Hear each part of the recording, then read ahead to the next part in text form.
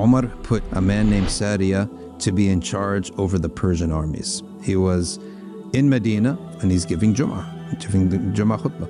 In the middle of his khutbah, he yells in a loud voice, Ya Sariyat al-Jabal, Ya Sariyat al-Jabal. Bismillah ar-Rahman ar-Rahim. In our Ramadan series on the stories of the awliya, we've turned to Omar ibn Khattab and his various karamat in which he interacted with what we would call nature. He wrote a letter to the Nile.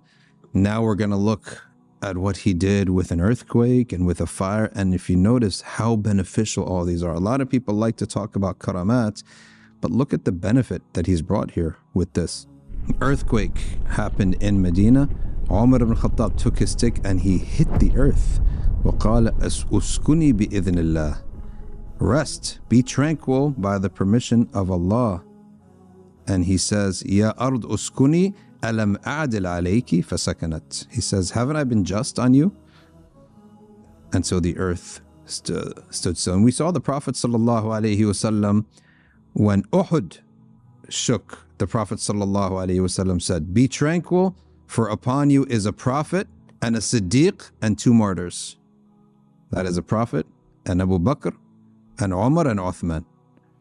Right, so they had the Prophet speaking to the mountain of Uhud. We then had the Prophet ﷺ used to stand on a tree stump to give his khutbah until they made him a proper mimbar.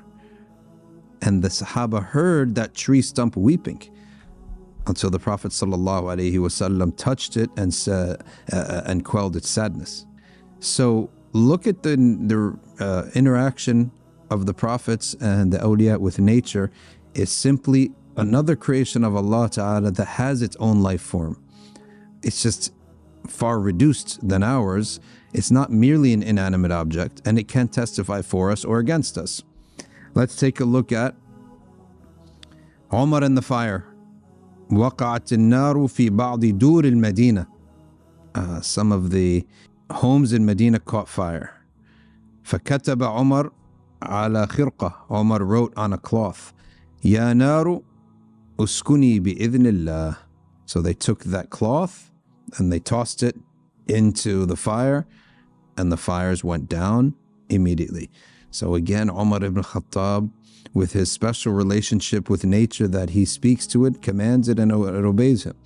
Like a soldier would obey him, like another person in the Ummah would have to obey him. Sayyidina Ali one time asked Omar, why does everyone fear you?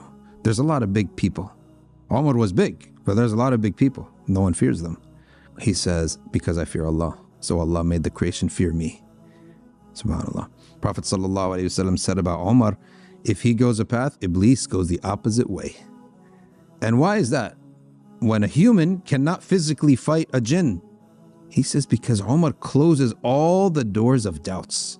All the doors where shaitan could possibly wiggle in, Omar closes those doors well in advance. It's called Saddu Dhari'ah, closing the route onto harm. وكان عمر قد أمر سارية على جيش للمسلمين. This is actually a famous story, but we're giving these videos to people learning these things for the first time. Omar put Sariya, a man named Sariya, to be in charge over the Persian armies. فاشتد على عسكره الحال. They had a hard time at the door, the gate of a city called Nahawand. They couldn't get in. وكثرت الجموع. Right, big group were there. وكاد المسلمون ينهزمون. The enemy was a lot in number, and they were going to be destroyed. وعمر رضي الله تعالى عنه بالمدينة. He was in Medina. فصعد المنبر وخطب, and he's giving the Jama'ah khutbah. ثم استغاث في إثناء خطبته بأعلى صوته. And in the middle of his khutbah, he yells in a loud voice, يا سارية الجبل, يا سارية الجبل.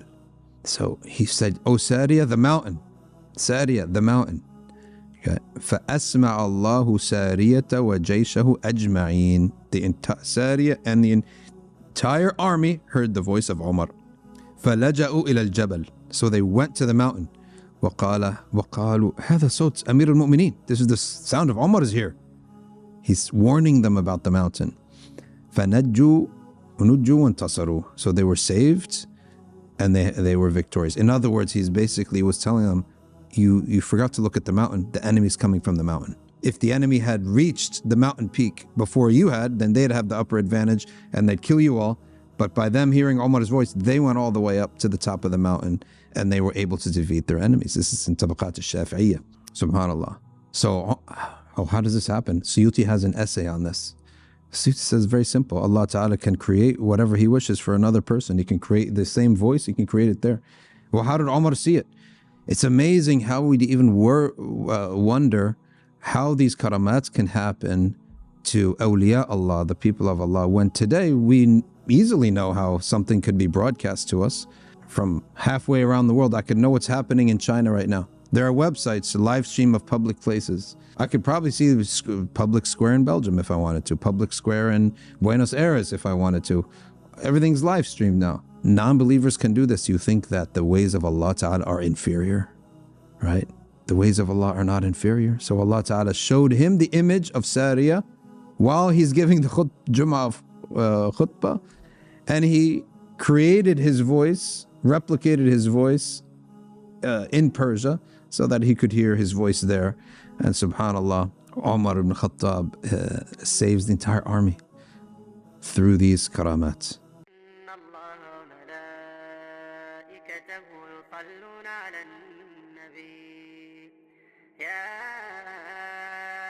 الذين آمنوا صلوا عليه وسلموا تسليما